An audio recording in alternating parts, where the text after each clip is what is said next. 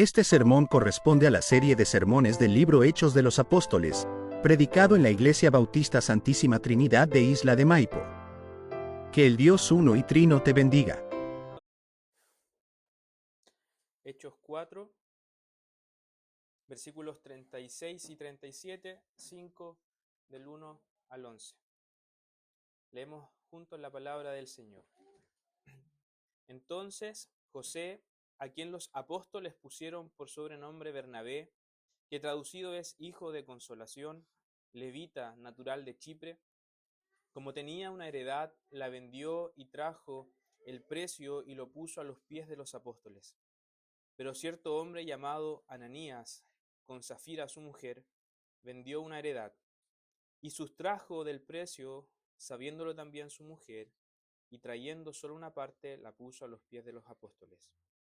Y dijo Pedro: Ananías, ¿por qué llenó Satanás tu corazón para que mintieses al Espíritu Santo y sustrajeses del precio de la heredad? Reteniéndola, ¿no se te quedaba a ti? Y vendida, ¿no estaba en tu poder? ¿Por qué pusiste esto en tu corazón? No has mentido a los hombres, sino a Dios. Al oír Ananías estas palabras, cayó y expiró. Y vino un gran temor sobre todos los que oyeron. Y levantándose los jóvenes, lo envolvieron, y sacándolo, lo sepultaron. Pasado un lapso como de 3 horas, sucedió que entró su mujer, no sabiendo lo que había acontecido.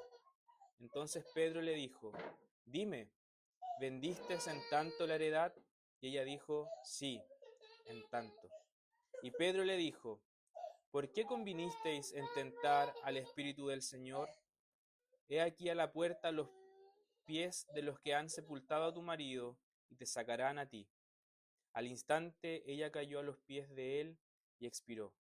Y cuando entraron los jóvenes la hallaron muerta, y la sacaron y la sepultaron junto a su marido. Y vino gran temor sobre toda la iglesia y sobre todos los que oyeron estas cosas. Amén. Pueden tomar asiento, queridos hermanos. ¿Cuántos de ustedes han tenido la posibilidad de ver morir a alguien? Vamos a decir que la hermosa posibilidad, ¿cierto? Una traumática posibilidad para muchos. El día martes creo que fue, estaba vestido, fue el día miércoles, fue el día de la quimio de mi padre. Sí, fue el día miércoles. Estaba vestido, me puse el traje celeste que usamos, el casco, ¿cierto? De visera, porque iba a ver a una paciente que tenía un virus respiratorio.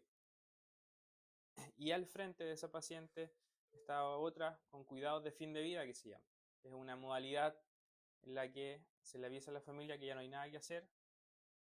Y existen dos caminos. En realidad la familia puede decir: queremos que hagan todo lo posible, y eso incluye cierta conexión a ventilación mecánica y todo lo que pueda prolongar la vida de manera, si es que se quiere, un poco más artificial. Y la otra opción se llama límite del esfuerzo terapéutico. Y en concordancia con la familia se acuerda la orden de no reanimación. Es decir, una vez que la paciente entre en paro, que es de lo que nos morimos todos finalmente, un paro cardiorrespiratorio, ¿cierto? Nadie hace nada. Entonces, lo que se toman las decisiones de acompañar ese proceso con morfina generalmente, y se va subiendo la dosis a medida que se acerca lo que es inevitable desde el punto de vista médico. Así que en ese contexto estaba la paciente que estaba enfrente, y entré a sala, estaba hablando con la Laurita, que era la paciente que yo iba a ver, y al frente me dice la señora joven, me dice: está helada. Yo le dije, le había visto la boca abierta a la señora. Le digo, con el puño, hágale fuerte en el esternón, aquí en el pecho. Cuando uno sospecha de que hay alguien que está con un estado de conciencia muy difícil de despertar, soporoso, ¿cierto? Incluso en algunos casos somnoliento, que están como, sopor está muy cerca del coma, uno hace estímulos dolorosos.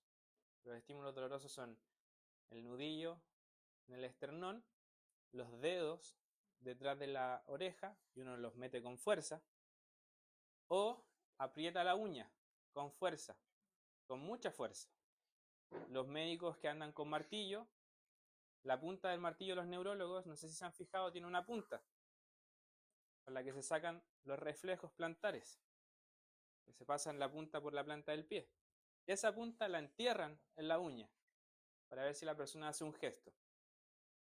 Entonces la señora, la familiar, me dice, mi hermana no responde, le hizo fuerte en el pecho y tiene un poco de espuma en la boca. Y le dije, intente cerrarle la boca. Y la veía con el... Y claro, ya tenía, ¿cierto?, lo que se conoce como el rigor o esta rigidez post-muerte y la mandíbula estaba trabada. Llaman a la gente y lo sacan a la familia. Yo coloco el saturómetro para ver si había pulso y vi la rayita, la famosa rayita, ¿cierto?, de que no hay ni frecuencia respiratoria ni frecuencia cardíaca y que la persona está muerta. En otras ocasiones me ha tocado sacar un muerto, hacer algo parecido a lo que los jóvenes hicieron en esta imagen. Es una imagen traumática, por lo bajo. Y con esa introducción, ¿cierto?, un poco más personal, quiero que imaginemos lo que sería estar en esta reunión y de algún momento a otro, alguno de nosotros expirara, sin una causa evidente, ¿cierto? Ninguno de nosotros esta mañana llegó taquicárdico, con los dedos morados o algo por el estilo que explicara el por qué falleció. Vayamos entonces ahora a la palabra del Señor. Hasta ahora hemos visto el desarrollo de una iglesia primitiva que es realmente una comunidad unida, habitada por el Espíritu y guiada por el Espíritu, que ha podido resolver las crisis que son tanto internas como externas, los desafíos primitivos de la persecución de manera fiel y efectiva. Y no hemos visto hasta este punto en el libro de Hechos que esta comunidad haya tenido algún problema grave todavía con el pecado. Sabemos que los hermanos de la iglesia primitiva eran pecadores, ¿cierto? Amén. Por eso ellos anunciaban el perdón de los pecados en Jesucristo.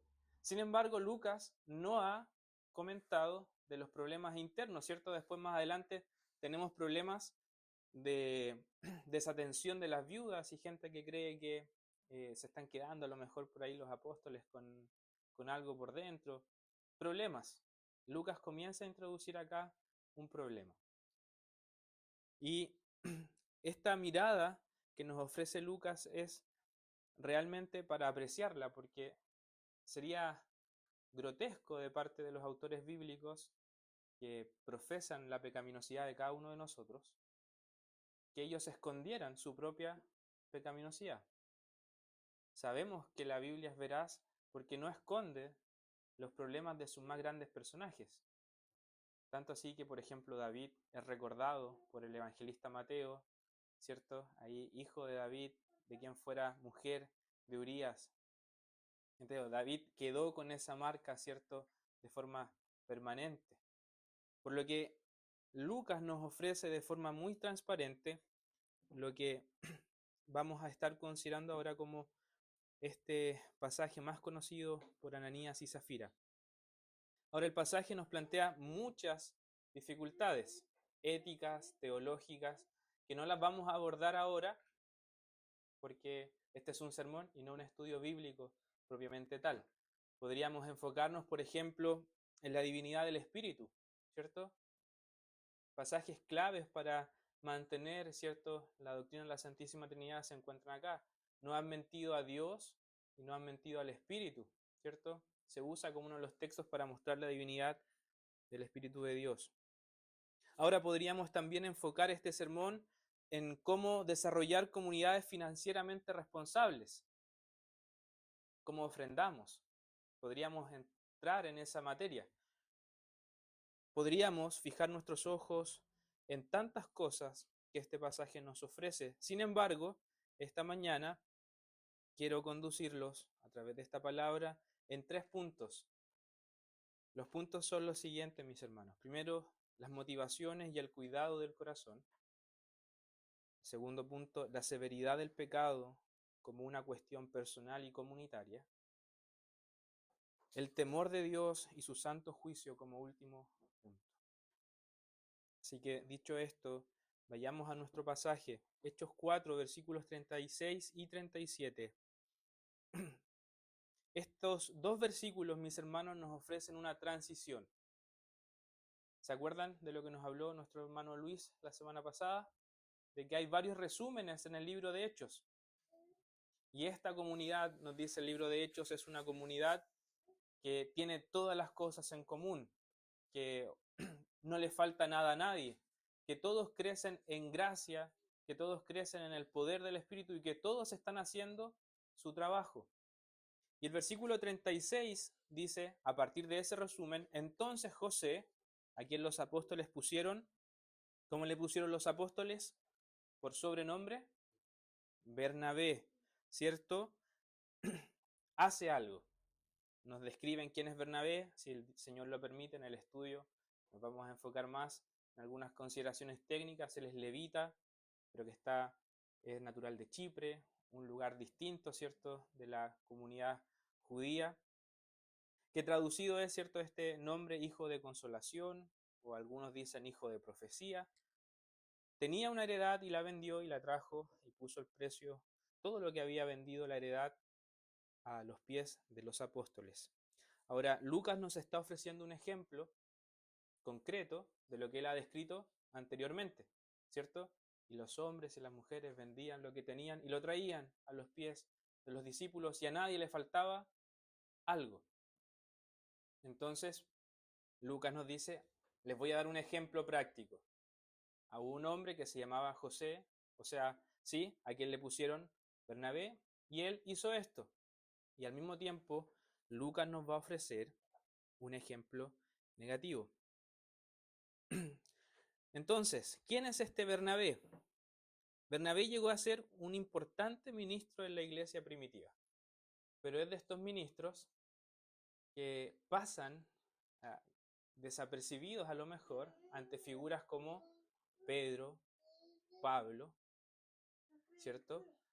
Pero sin embargo, Bernabé es uno de estos hombres a los cuales haríamos bien en considerar por momentos de forma más detenida. La Escritura nos dice que tuvo un papel en la formación de nuevos discípulos, ¿cierto? Incluso de discípulos que habían caído o que habían retrocedido. Y recordarán la historia de Juan Marcos.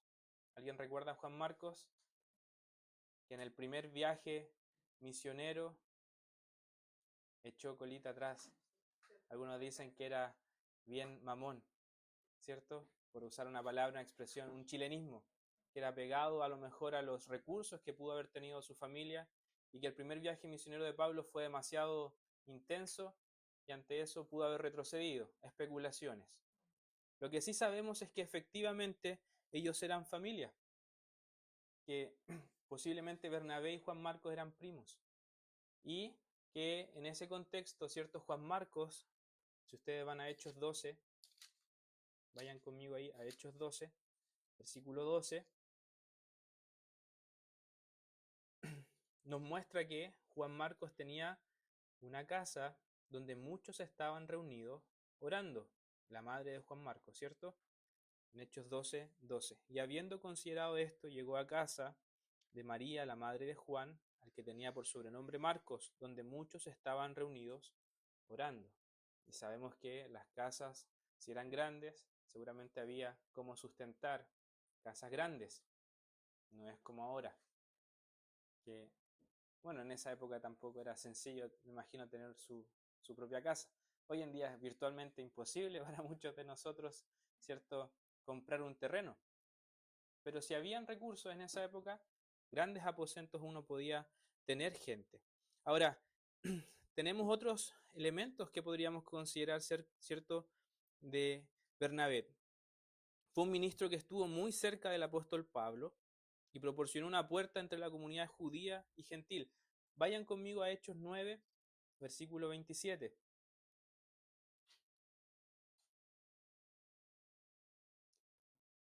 ¿Recuerdan cómo estaba la iglesia respecto a la conversión de Pablo? Estaban escépticos, duditativos. Si ustedes vieran a un satánico que se convierte, ¿cierto? Por ejemplo, piensen en, no es satánico, no sé, pero Richard Dawkins, ¿cierto? Este famoso ateo. O miráramos a algún, no sé, a la ministra de la Mujer en Chile, ¿cierto? Tan pseudo, o no pseudo en realidad, tan defensora acérrima del aborto y un sinfín de cosas, que visita una iglesia en el Tadeum. ¿Uno cómo la miraría? Con cierta desconfianza. Pablo sufrió esa expectación de la iglesia primitiva. A lo mejor este es un infiltrado que quiere entender cómo funciona nuestra comunidad y una vez que entienda, atacarnos. Bernabé nos dice el texto en Hechos 9:27, entonces Bernabé, tomándole, lo trajo a los apóstoles y les contó cómo Saulo había visto en el camino al Señor, el cual le había hablado, y cómo en Damasco había hablado valerosamente en el nombre de Jesús. Así que Bernabé termina siendo una figura central. En el estudio podemos ver más citas, pero Bernabé después viaja con Pablo, discute con Pablo, se toma a Juan Marcos a otro lugar, ¿cierto? Y disipula a muchos en Chipre. Bernabé también, ¿cierto? Tiene este rol muy importante en la iglesia en Antioquía, misioneros encomendados con el apóstol Pablo. Así que Bernabé es introducido acá por Lucas y ha de ser un hombre importante en la iglesia primitiva, lo que nos recuerda siempre, amados hermanos, que las luces del púlpito nunca deben cegarnos y que todos somos llamados, tengamos 14 cartas en el Nuevo Testamento o no, a hacer el trabajo que Dios nos ha encomendado donde sea que estemos.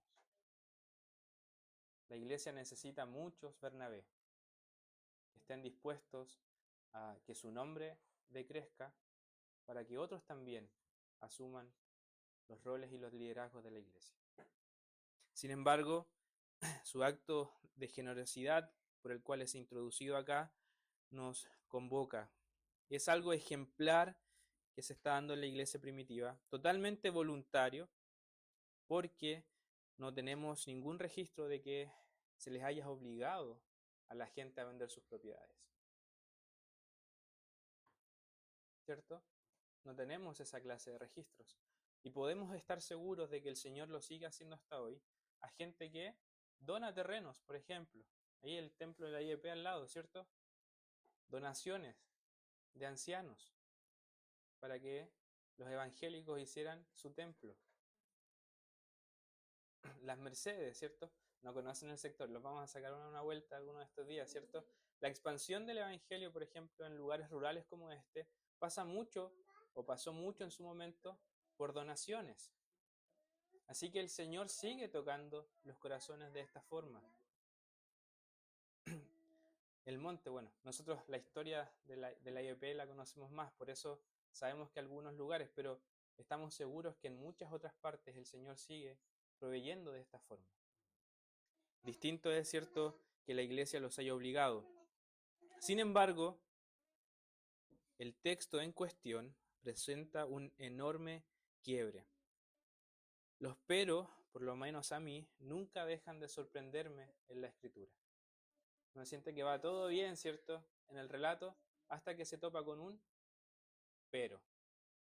¿Cuál es el pero más famoso de la escritura? Al menos hay dos. Hay dos grandes pero. Génesis 3 y Efesios 2. Pero la serpiente era astuta. Y Efesios 2, pero Dios, que es rico en misericordia, por su gran amor con que nos amó. Tenemos los dos grandes pero acá hay un pero interesante. Pero cierto hombre. Y nos introduce entonces al relato de Ananías y Zafira, a estos dos, a este matrimonio, ¿cierto? Que la mayoría de los comentaristas concuerda, aunque no se dice de manera explícita en el texto, que lo que intenta hacer Lucas es contrastar, ¿cierto? Lo que hubiese hecho un hombre de un corazón sincero con la ofrenda de Ananías y Zafira. Ahora, el acto de estos hombres, la transición que nos presenta este acto, nos recuerda a otros relatos del Antiguo Testamento. Vamos a ir más allá. Se nos presenta, ¿cierto?, ahora Ananías. ¿Alguien sabe qué significa el nombre Ananías? Dios es benigno o Dios es bueno. ¿Y alguien sabe lo que significa el nombre Zafira? Hermosa. Así que, detalles culturales.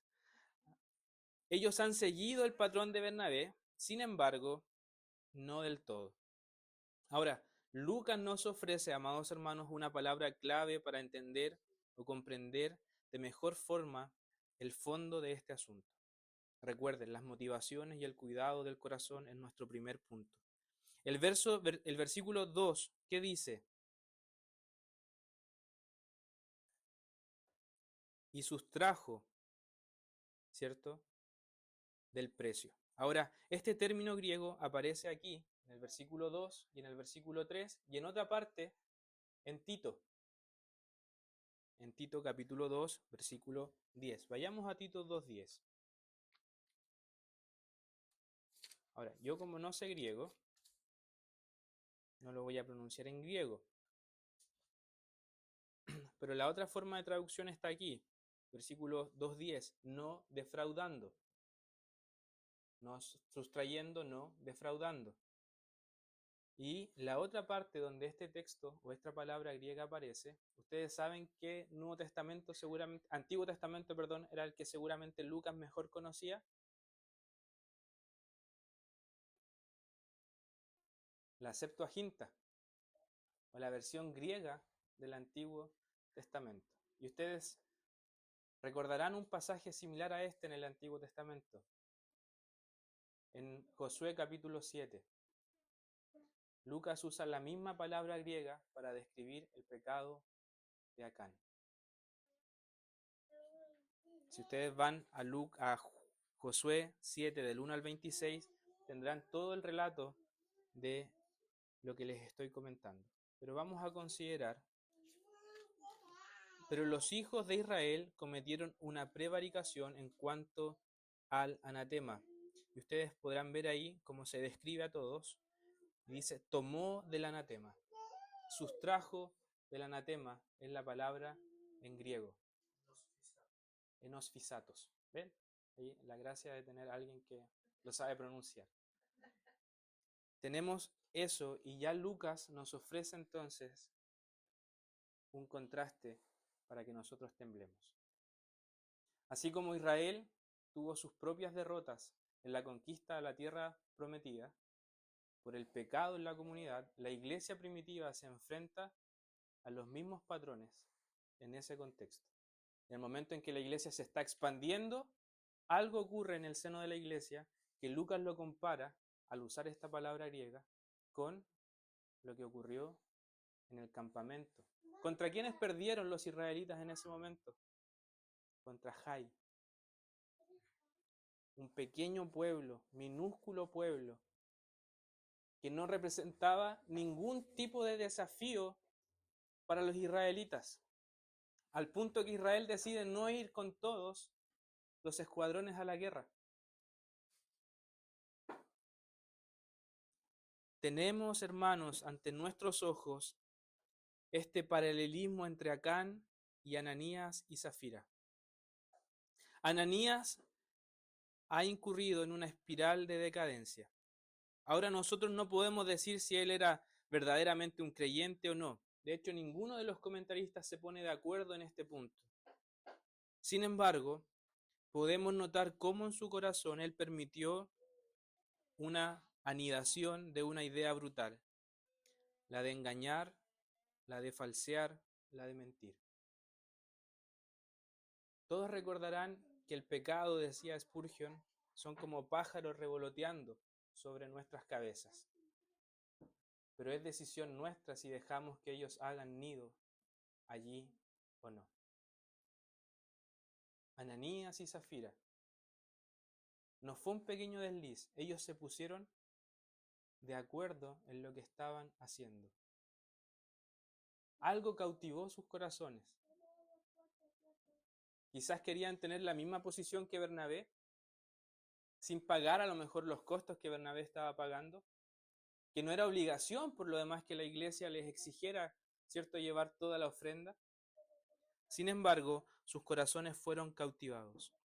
Sea cual sea el punto que está de fondo, lo que ellos están escondiendo, la decisión de este matrimonio, la falsedad de su ofrenda esconde los verdaderos motivos para ofrendar. Me pregunto si en muchas ocasiones nuestro servicio a Dios, mis hermanos, y a la iglesia no están manchados por las mismas corrupciones. Pedro nos orienta a observar un factor en este momento, y un factor no menor. Pedro nos dice en el versículo 3, ¿por qué llenó Satanás tu corazón? Ahora, esto no quita responsabilidad, porque el versículo 4 nos dice, ¿por qué pusiste esto en tu corazón? Así que aquí tenemos a Satanás, nuestro adversario, que está llenando, y al mismo tiempo a Ananías y Zafira, siendo ellos voluntariamente tomando la decisión de que su corazón anide lo que Satanás ha puesto allí, esta idea de mentir, engañar y defraudar a Dios mismo. Hermanos, hay dos extremos peligrosos en este mundo desequilibrado. Por un lado está negar a Satanás, por otro lado exacerbar su obra. El punto central, sin embargo, acá es que en esta mañana todos y cada uno de nosotros tenemos un enorme enemigo. Un enemigo que, si nosotros no estamos precavidos, el apóstol Pedro lo describirá después como un león rugiente que busca a quien devorar. Amados hermanos, es responsabilidad de todos y cada uno de nosotros cuidar nuestros corazones. Tomar las palabras de el sabio en Proverbios. Hijo mío, guarda tu corazón. ¿Por qué? Porque ahí está el juego de nuestra vida. El Señor tenga de nosotros misericordia. Si nosotros no estamos al cuidado de nuestro corazón, podando la falsedad que crece en él, estamos perdidos. El Señor nos muestra por su palabra que Satanás, ¿cierto? En Juan 8:44, vayamos a Juan 8:44, nos describe cómo es Satanás.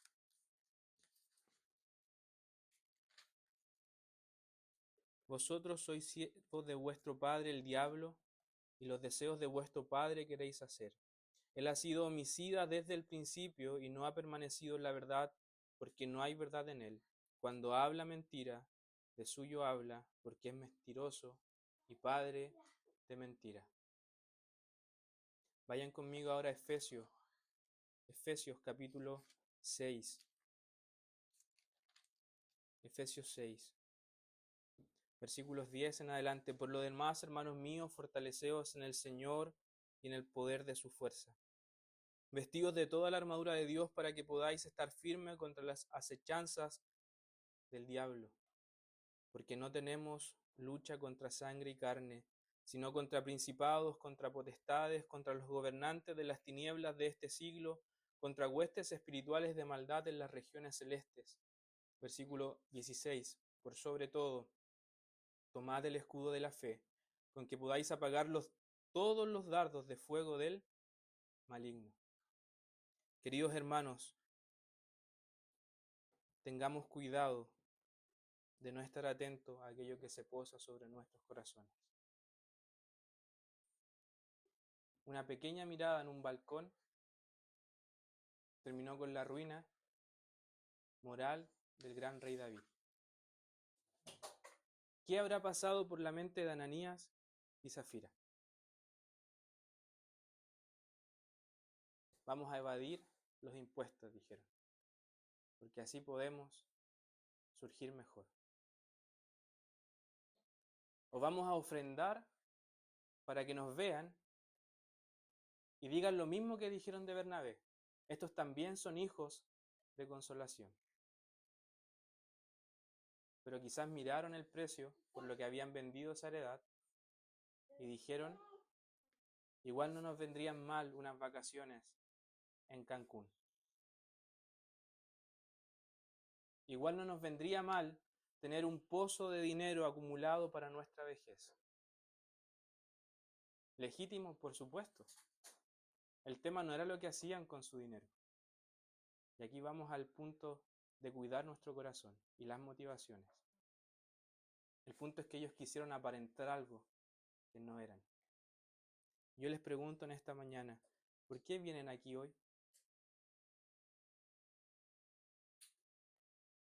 ¿Cuál es la razón de que vengan esta mañana a estar en este espacio?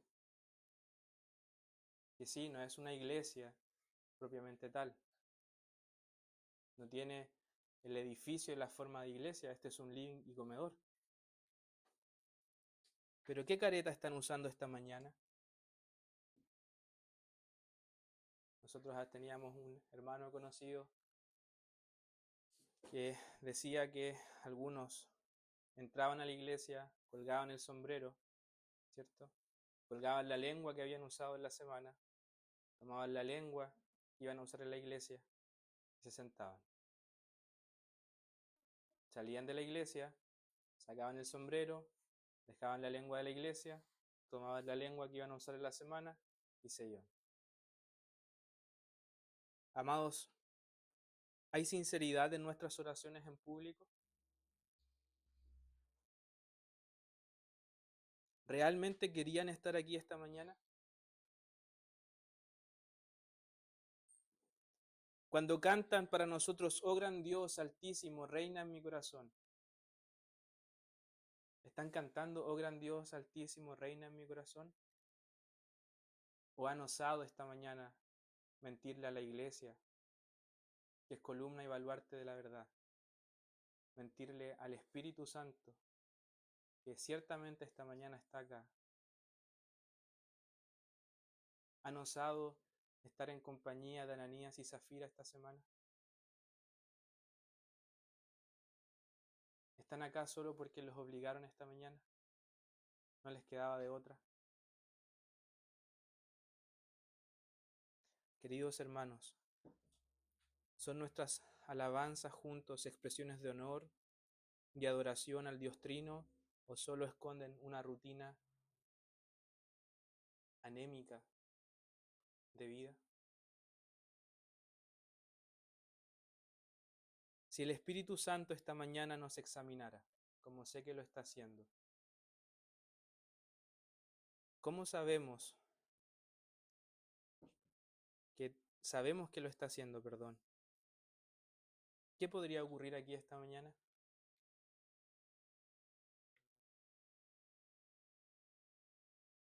¿A cuántos de ustedes tendríamos que levantar lo que se conoce en la jerga hospitalaria como una mantequillera?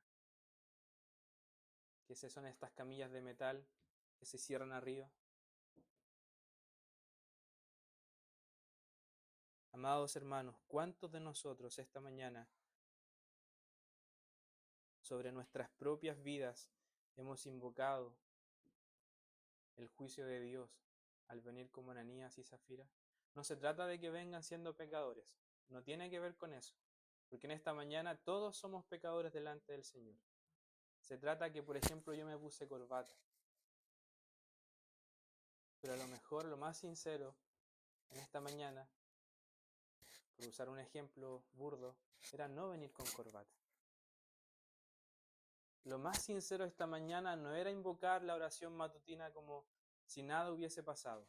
Oh amante Dios, soberano sobre los reyes de la tierra. Podríamos, ¿cierto? O cantar profundamente un canto de adoración. Lo más sincero esta mañana a lo mejor era haber sentado, guardado silencio y decir, Señor, aquí estoy. No tengo ganas de estar acá. No tengo mucha intención, de hecho, de venir hoy. Y no voy a aparentar con mi rostro de que estoy contento y feliz cada domingo de sentarme. porque solo cuando enfrentamos las motivaciones y lo que se esconde en nuestro corazón, tenemos verdadera esperanza. Pero en la medida que sigamos en este juego, ¿conocen la palabra hipocresía? ¿Y saben de dónde viene? De la idea de los actores, ¿cierto? ¿Cómo eran los actores en la época de Roma?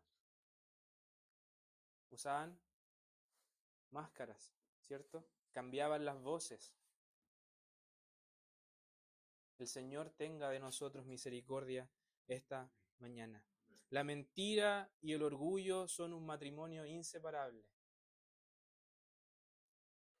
Que el Señor esta mañana desnude un poco nuestras caretas. Hay perdón en Jesús. Amén. Pero no hay perdón en la medida de que el orgullo prevalezca. No hay perdón en la medida que no hay necesidad de aceptar que necesito perdón. De seguir engañados por las mentiras de Satanás. Ahora en Hechos capítulo 5, versículos 5 al 10, vamos a ver la severidad del pecado como una cuestión personal y comunitaria. De este pasaje no menos importante resulta que empecemos a considerar lo que el pecado es realmente. No nos explayaremos a más cosas, pero al menos hay dos dimensiones que esta mañana haríamos bien en considerar respecto al pecado. En primer lugar, el pecado es profundamente absurdo. ¿Quién de ustedes cambiaría un matrimonio estable, seguro, feliz, con hijos, por 5 minutos, 10 minutos de lujuria y placer? ¿Quién de ustedes, por una gota de veneno, diría Thomas Watson, bebería un mar de ira? Amados hermanos, lo horrible de este asunto, la pecaminosidad, la horrible pecaminosidad del pecado, diría Martin Lloyd-Jones, es que Ananías y Zafira no tenían ninguna responsabilidad de dar el total de la venta de la herencia. No había ninguna responsabilidad. Como así ninguno de nosotros conoce su sueldo, el mío lo pueden conocer, creo que el de Marco también podrían conocerlo si se meten a transparencias, ¿cierto? El de Carla, podrían conocer nuestros sueldos. Pero ninguno de nosotros tiene la obligación de contarle a otro cuánto gana, tampoco tiene la obligación de contarle a otro cuánto ofrenda, cuánto no decide ofrendar. No estamos en ese contexto. Sin embargo, Ananías y Zafira, que podrían haber hecho como ellos quisieran con el dinero de la venta, podrían haber dado el 50%, el otro 20% a la vejez, lo que ellos quisieran con ese dinero, aunque el dinero también es de Dios y por eso les decía que podríamos hacer incluso un estudio profundo acerca de cómo administramos nuestra propiedad privada, que no es tan privada por lo demás. Por eso hay tanta necesidad a nuestro alrededor, porque cada vez los cristianos estamos menos comprometidos con el prójimo. Y esta cultura del individualismo cada vez mira menos hacia el lado. Pero no es el punto de esto. El punto es que, amados hermanos, nosotros estamos perdiendo la vida eterna, por decirlo en términos simples, por una vida pasajera. Ellos podrían haber hecho, como les decía, como bien quisieran. Y el apóstol Pedro nos dice en el versículo 4, ¿no se te quedaba a ti si la retenías? ¿Y si la vendías no era todo tuyo? ¿Por qué insististe en mentir al Espíritu de Dios? Ellos podrían, hermanos, haber considerado algo que el apóstol Santiago nos dijo después, que una vez que el pecado da a luz, ¿qué es lo que da a luz? La muerte. Hermanos amados, ¿por qué perderán en esta mañana sus vidas por una pequeña torpeza?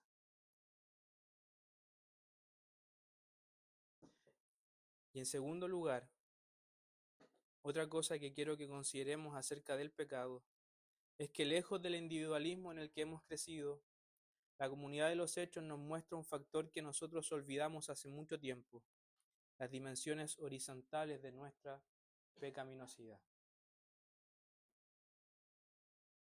Hermanos, Jesús murió por ti, pero también murió por el que está a tu lado.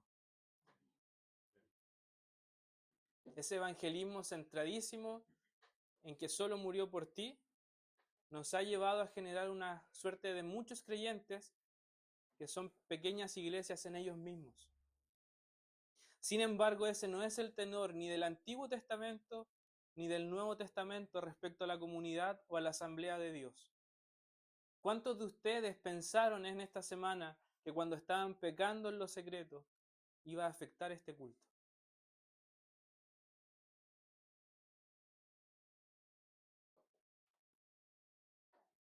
Ninguno, seguramente. Sin embargo, la Biblia nos muestra que el pecado es profundamente generoso. Es egoísta por un lado en la dimensión que nosotros cuando pecamos solo estamos pensando generalmente en nosotros mismos, pero es generoso en sus consecuencias. Hermanos, no hay que ser un gran teólogo para saber que por causa de Adán y Eva estamos todos acá.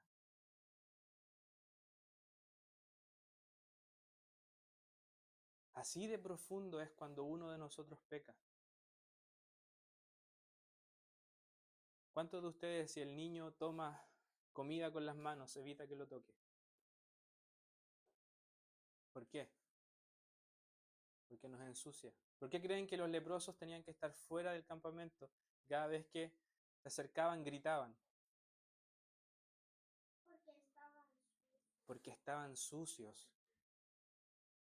Si el Señor en esta mañana abriera sus ojos espirituales, por colocar un lenguaje que conocen, y miraran hacia el lado, ¿qué verían? ¿Verían cómo los otros también puede que nos contaminen? ¿Que mi pecado está afectando realmente al otro? Quizás esto no se ve en ninguna forma más clara que en el matrimonio, ¿cierto? O en las relaciones familiares. Si yo me levanté mal, ¿qué es lo más posible que pase? Hermanos, si uno se levantó mal, si uno pisó con el pie izquierdo la cama, el apoyapié en la cama, ¿qué es lo más posible que pase en la siguiente hora, si yo no me arrepiento en el momento? Fuerte, hermanos, seamos sinceros, vamos a pelear. Algo me va a molestar, por muy pequeño que sea, y voy a responder mal, y algo va a molestar. Hermanos, el pecado es profundamente comunitario.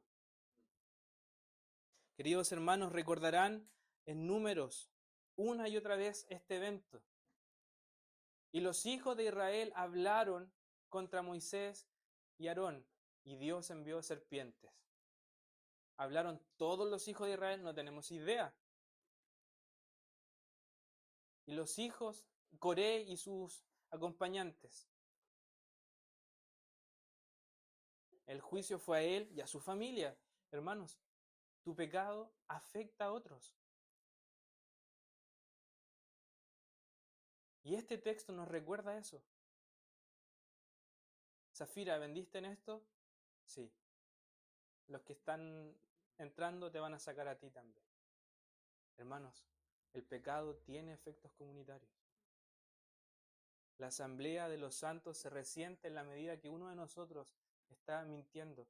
Hermanos, la iglesia es un lugar para que nosotros no tengamos que mentir.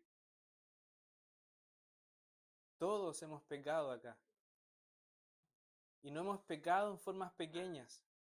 Pero seguir aparentando que no somos pecadores solo genera que en vez de una comunidad de santos rescatados, seamos una comunidad de hipócritas, presumiblemente rescatados. Queridos hermanos, hemos llegado en esta mañana con la conciencia profunda de que somos todos reunidos en este living y comedor, lo que Pablo llamó el templo del Espíritu.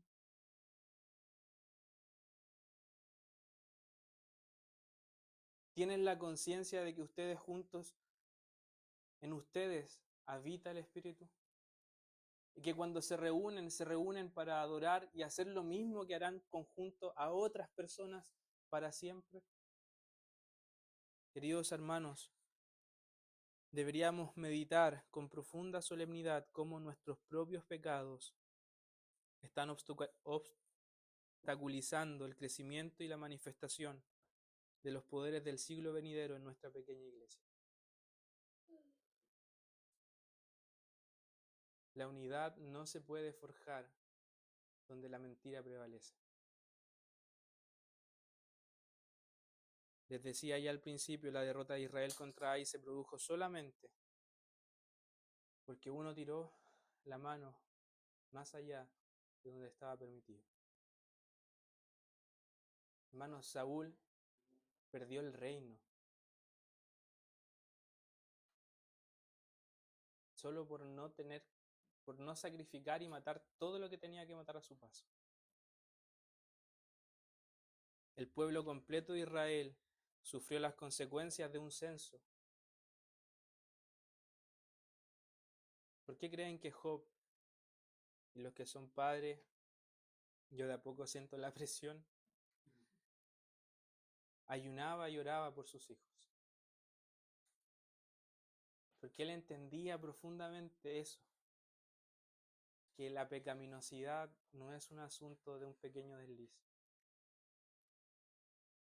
Amados hermanos, y con esto en mente pasemos al último punto de nuestro sermón. ¿Qué es lo que despertó esto en la comunidad? El temor. En una sociedad que solo promulga el hedonismo, esta idea de ser siempre felices y de estar siempre contentos y de nunca temblar, el antídoto contra el pecado y la hipocresía en nosotros es temor al ojo inescrutable que todo lo ve de nuestro Dios. Cuando tú pecas en la más profunda soledad de tu habitación, en la más profunda soledad de tu corazón, no estás solo.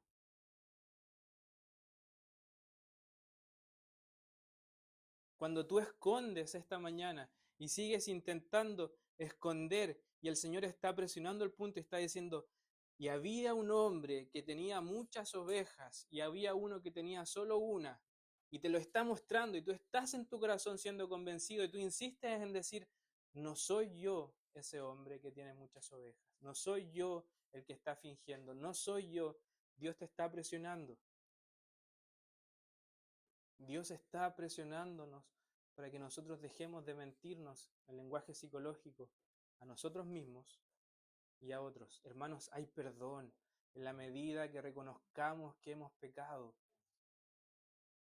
Pero ¿qué es lo que nos espera? Los frutos que trajo el evento que hemos considerado esta mañana son lo que más necesitamos como iglesia, un temor reverente a nuestro Dios. El temor engendra verdadera adoración. Si no, pregúntenle a Isaías, que cuando contempla el santo, santo, santo, sus labios están dispuestos a decir, heme aquí, envíame a mí. Es el temor de aquel que está en el trono blanco y aquí los serafines cantan día y noche, santo, santo, santo, lo que engendra la adoración de aquellos que están vestidos con vestiduras blancas para decir al que está en el trono y al Cordero sea la gloria. Es este temor que nosotros en esta mañana necesitamos. La reprensión pública transmite a las personas el sentido de la seriedad de sus actos. Hermanos, la pena de muerte puede no gustarnos éticamente, pero tiene una función muy clara. No es que yo ande matando gente porque a mí se me antoja, no. La pena de muerte tenía la función de ser punitiva en el sentido de que todos vieran que ciertos actos en esta sociedad tienen que tener un castigo. Sangre por sangre, dice el lema chileno. Y no podemos terminar la frase de los videos, ¿cierto? Pero la pena de muerte tenía esa intención. Ustedes saben por qué en la Revolución Francesa, ¿cierto? Toda la crueldad que engendró y la matanza en la plaza en la Revolución Francesa a los monarcas. La idea de base es que cualquiera que esté con ellos tiene que pagar este tipo de muerte, la decapitación por guillotina. Hermanos amados, ver la muerte de Ananías y Zafira engendró ¿qué cosa en la comunidad? Temor. Amados, en este sentido se encuentra nuestra necesidad de esta mañana. Este pasaje cobra un peso aún mayor ante aquellos que en esta mañana se encuentran bajo el mismo espíritu de Ananías y Zafira, el espíritu del engaño. Para aquellos que en esta mañana siguen bebiendo inútilmente de la falsedad, ignorando que aunque en esta mañana nos podamos engañar unos a otros, no podemos engañar al Dios vivo.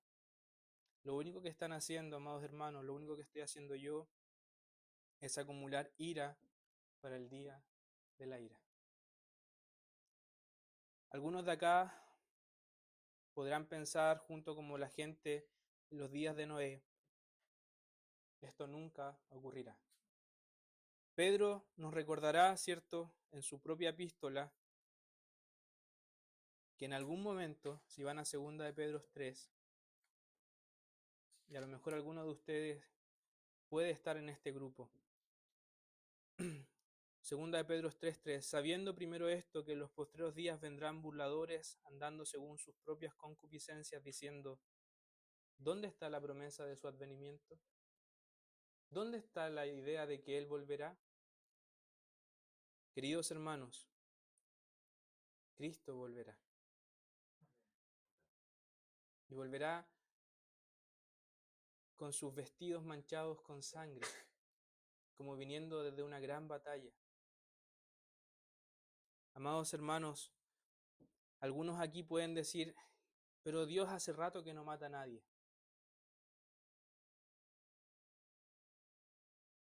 Burlescamente, ¿cierto? En sus corazones ustedes sabrán, bueno, no veo a nadie que haya muerto por llegar un día engañando a la iglesia. No lo sabes. Primero, no lo sabes. Escuchaba a Tim Conway hace un tiempo atrás, una mujer que los hostigó como iglesia, y ellos oraron un salmo imprecatorio a Tim Conway y a Charles Slater a hablar acerca de este punto, y la señora murió el tiempo después. Nosotros no sabemos las formas en que Dios está actuando. Muertes repentinas, uno nunca piensa que pudieron haber sido un juicio de Dios. ¿Y si fueron eso? ¿Y si mucho de lo que sentimos tiene que ver con nuestro pecado no confesado?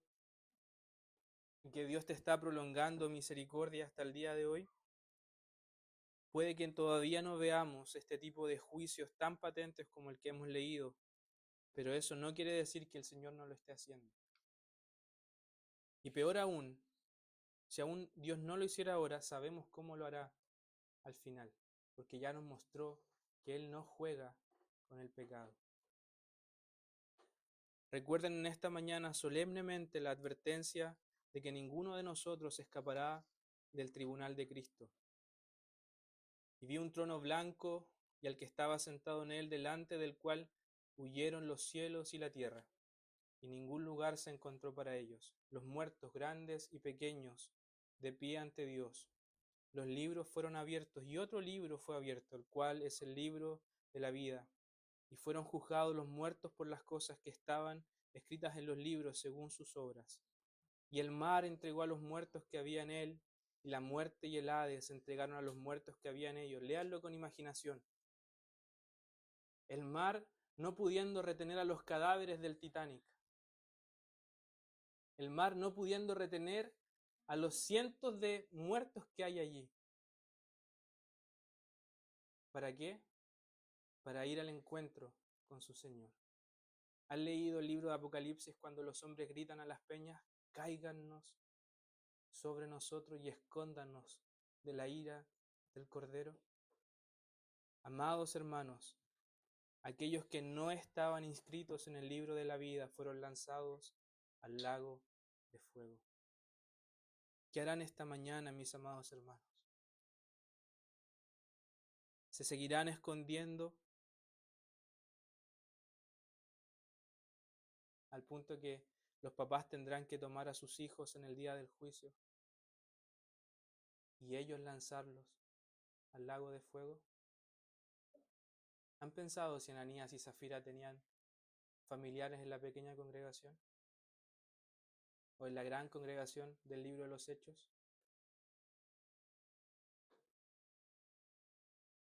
han mirado a sus hijos y le han dicho: hijo, lo último que quiero es que no estés conmigo adorando al Señor para siempre. Queridos hermanos, en esta mañana lo que debemos hacer es temer y confesar nuestros pecados. Escudriñense, porque hay gracia. De eso se trata el ser cristiano. Hay gracia en esta mañana. Hay esperanza en esta mañana para todos aquellos que vienen siendo débiles, que vienen reconociendo que han mentido por largo tiempo, que vienen confesando que han engañado a muchos y vienen a los pies de Jesús a buscar libertad. Quiero dejarlos con la idea que quizás más me ha perturbado cuando sé que he estado cometiendo algún pecado. Sé que a lo mejor no ahora, no mañana, pero algún día todo saldrá a la luz. Algún día mis obras serán mostradas. No sé cuánto durará el gran juicio, pero sabré con claridad que mis obras estarán puestas allí. Que nuestros corazones serán desnudados ante el gran Rey y que su veredicto es inapelable. Que una vez que Él toque el martillo en ese gran juicio y la sentencia se promulgue, no hay nada que hacer. Que no te recojamos en el infierno, hermano. Que no tengamos que lamentar el día de mañana la muerte prematura de alguno de los nuestros, inexplicable, por un pecado no confesado. Que el Señor les bendiga esta mañana. Hay perdón. Vamos a terminar nuestro tiempo cantando al Señor. Gracias por acompañarnos en esta entrega. Si quieres saber más de nosotros, no dudes en buscarnos en nuestras redes sociales. Que el Dios Uno y Trino te bendiga.